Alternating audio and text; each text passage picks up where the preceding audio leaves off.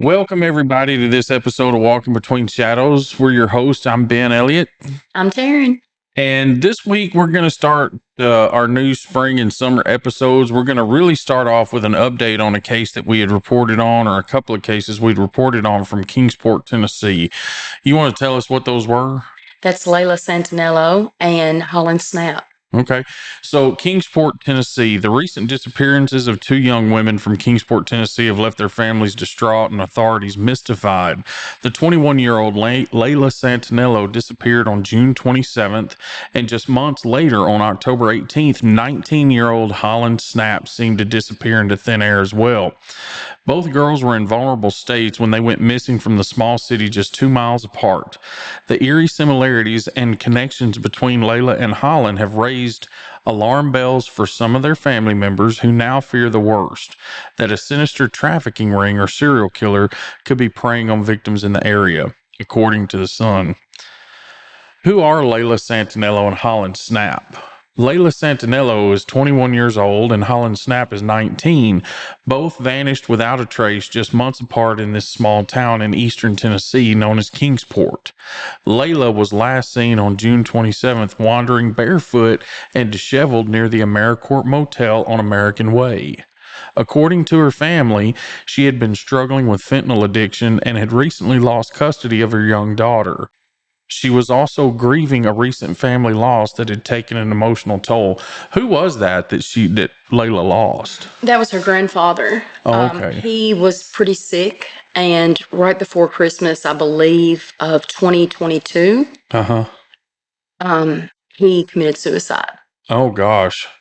So her family took a huge blow. Wow. Yeah. Wow.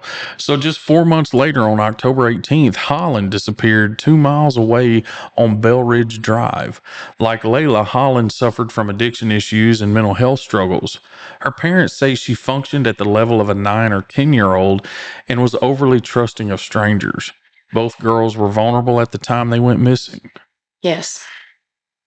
Yeah, okay. So another point that we need to make is some similarities along the way between Holland and Layla. Sure. The family soon discovered Layla and Holland ran in the same circles and likely knew each other. Both mothers, Jennifer Santanello and Heather Snapp, communicated after the disappearances and believed the cases could be connected. Adding to their suspicion is the physical similarity between Layla and Holland. The first thing I noticed about Holland is that she's a small person like Layla, said Jennifer. They're around 4 foot 10 inches tall and 100 pounds, so very small, childlike, adult girls, but in kid bodies.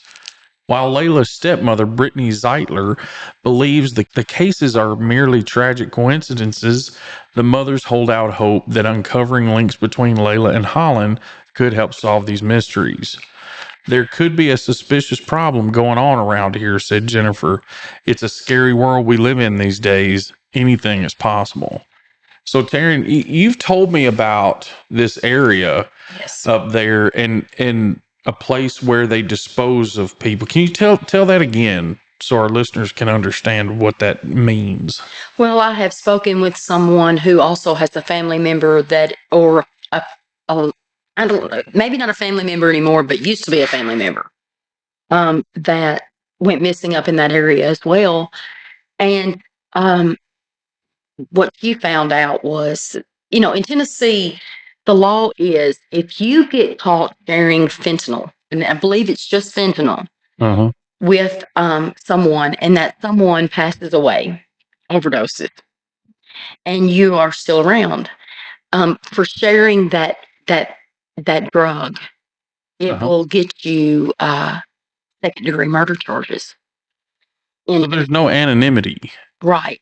So if you're using drugs with someone and that someone dies and you call the police, you could be charged with second-degree murder. And that's putting people in a very terrible situation, really. Yeah.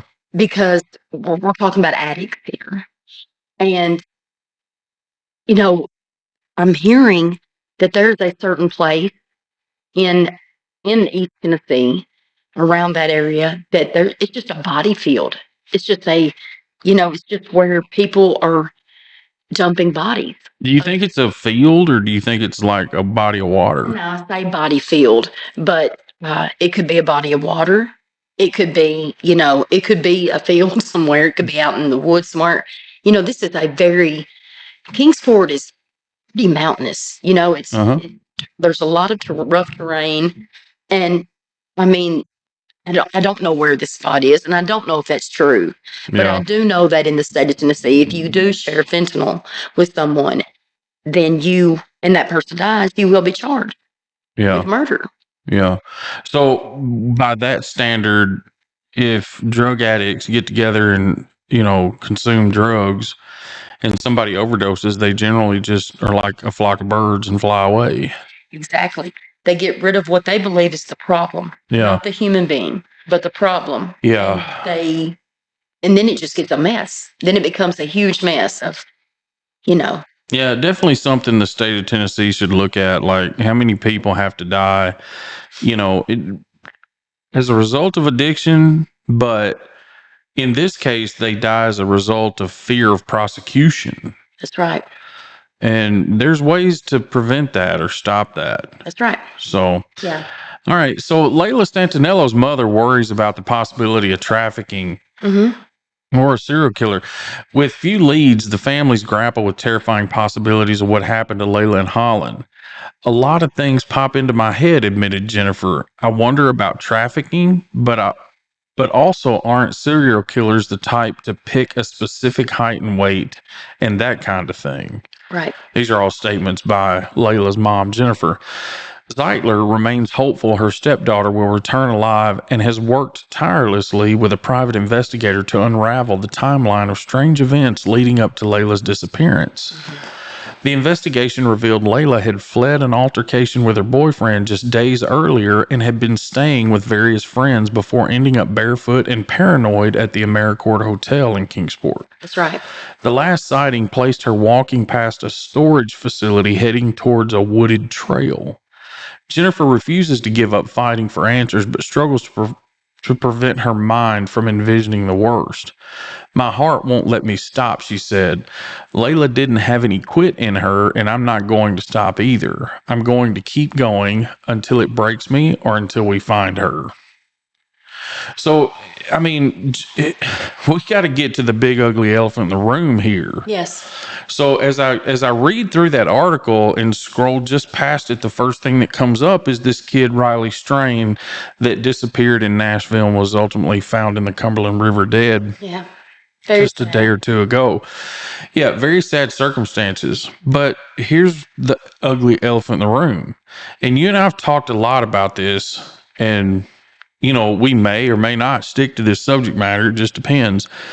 So as this college student from Mizzou, which is where we live, right, went to Tennessee for a formal for his fraternity. And, they were out partying and drinking, and they were at Luke Bryan's bar, and he was kicked out of there. And yet his friends were not allowed to leave with him. And I understand his friends wound up having to go out the front of the building, and Riley was actually sent out the back. That's my understanding. Okay. All right. Now we'll bring this full circle to Layla and Holland here in just a second. Sure.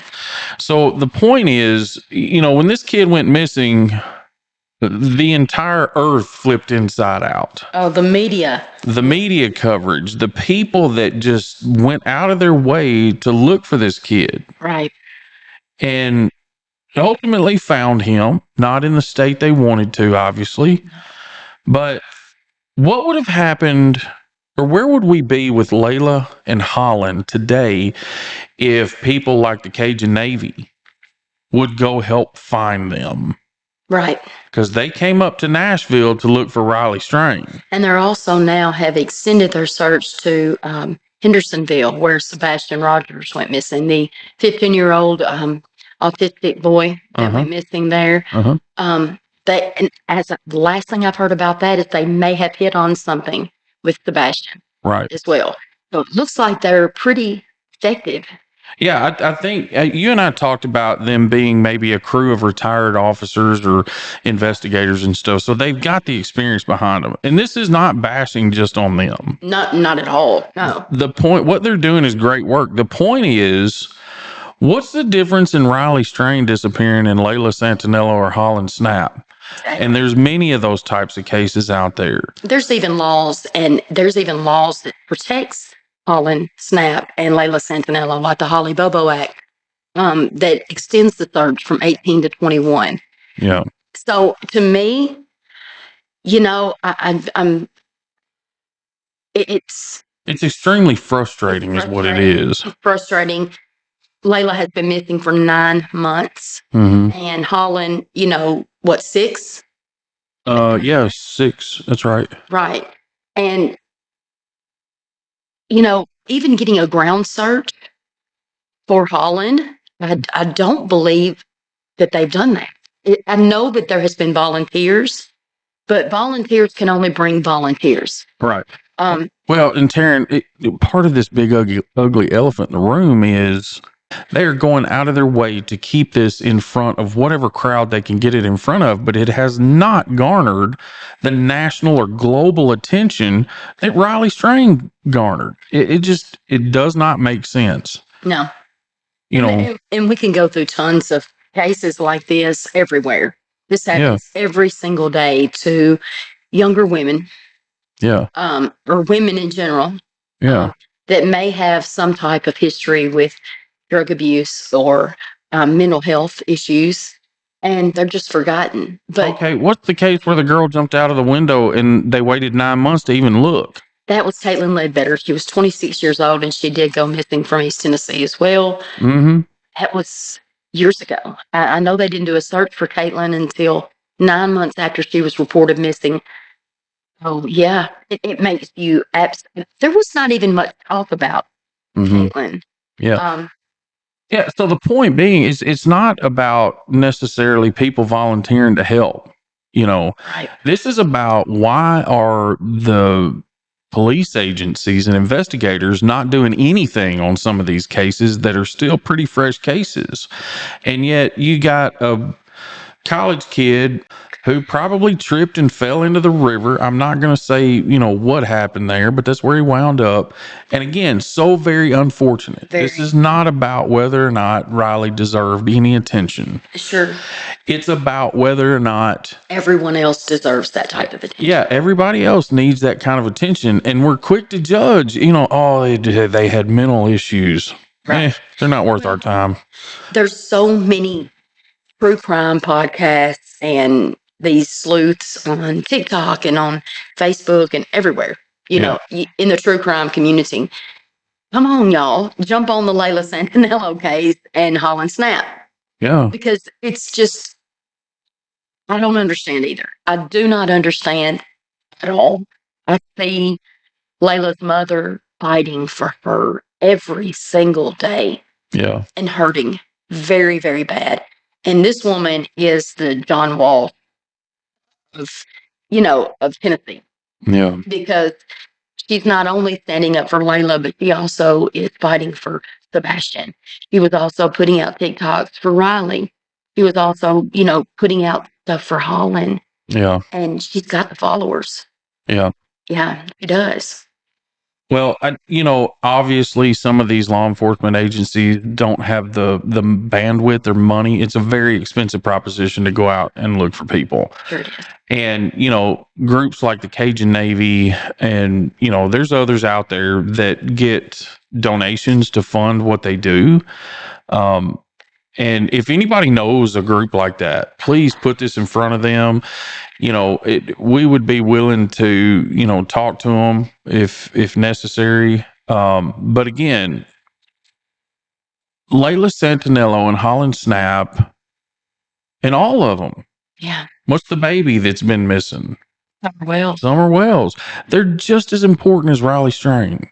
And I'm afraid our society picks and chooses based on affluence, color of their skin, age, you know, the circumstance is probably what's most dictating this, is what I feel. It makes makes me scared.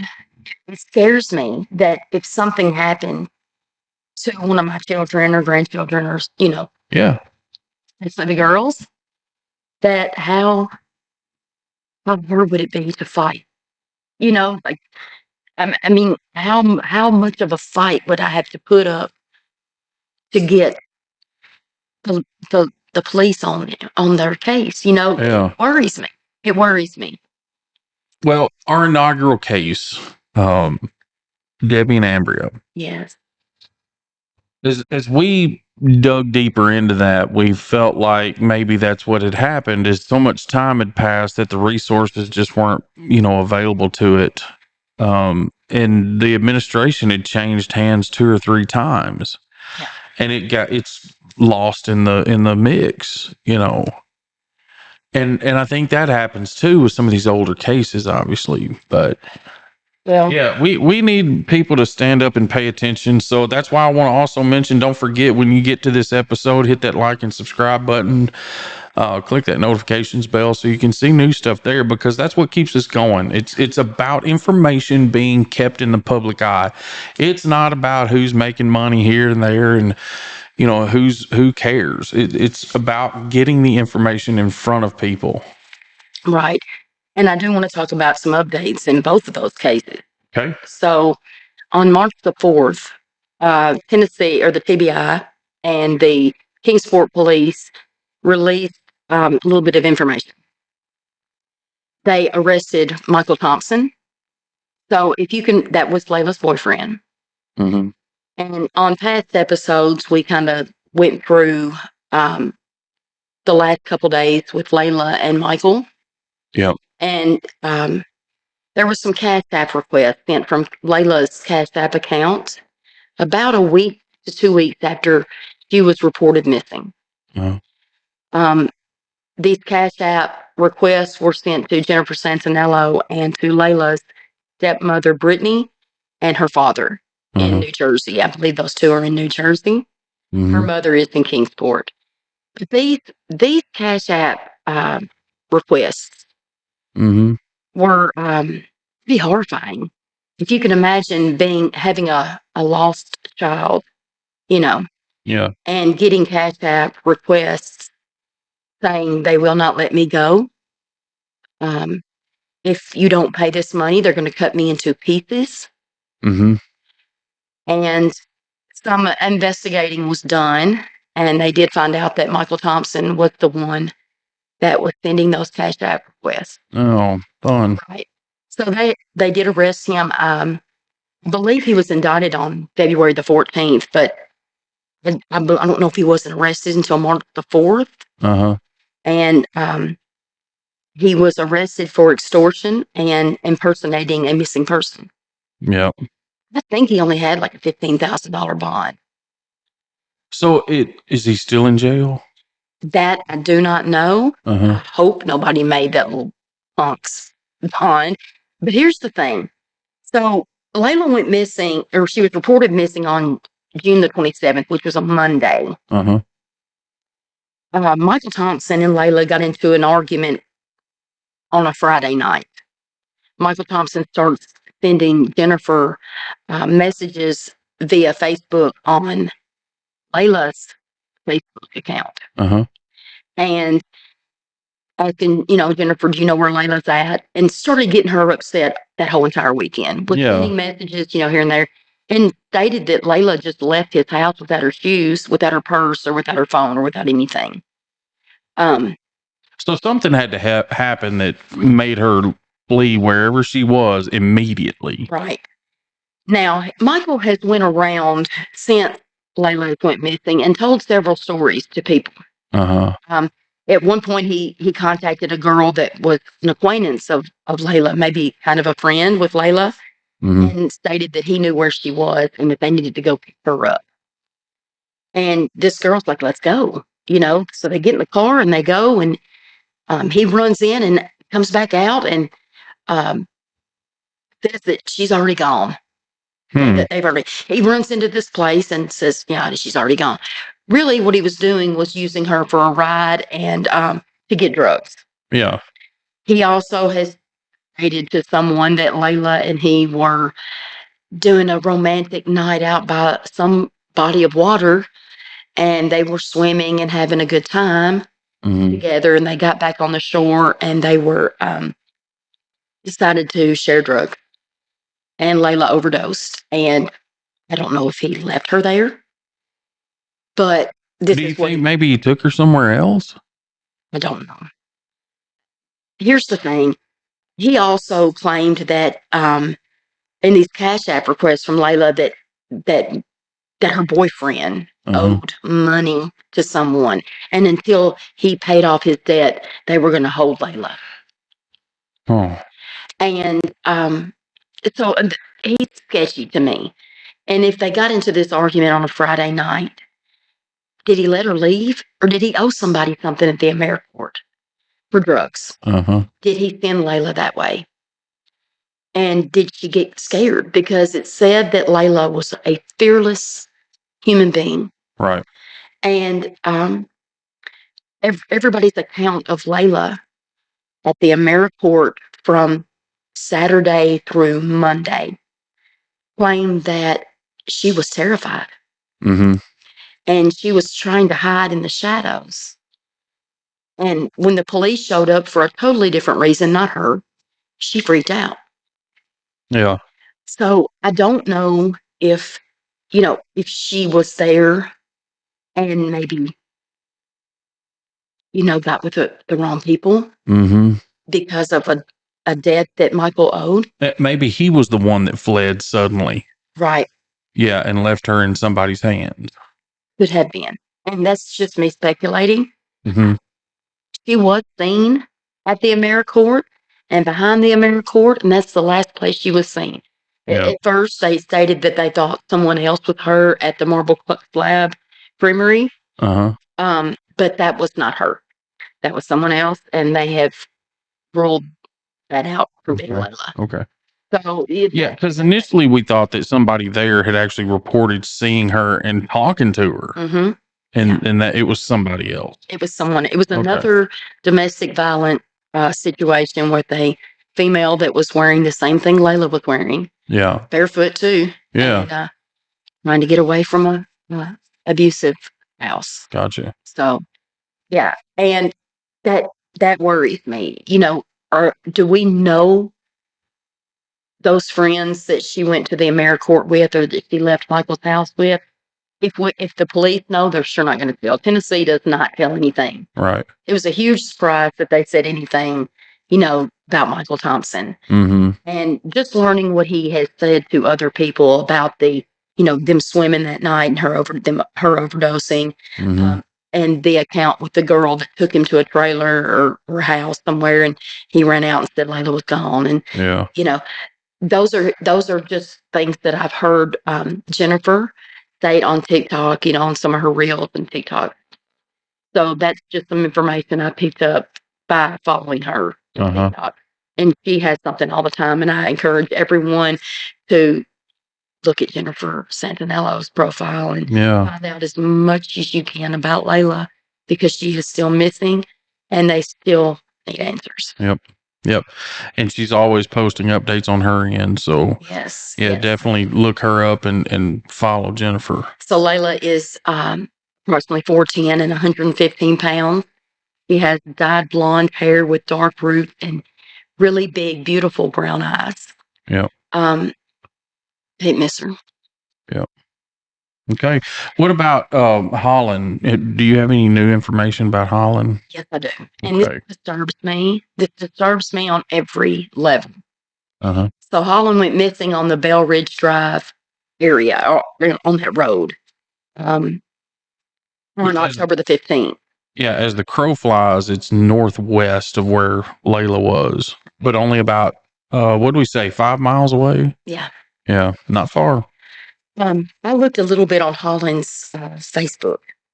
And, you talked about a little while ago in that article, she was trustworthy. She trusted, a lot of people. But she trusted a lot of people, even if they didn't need to be trusted a lot. So I looked on her Facebook a little bit, and I saw where she was asking for a ride.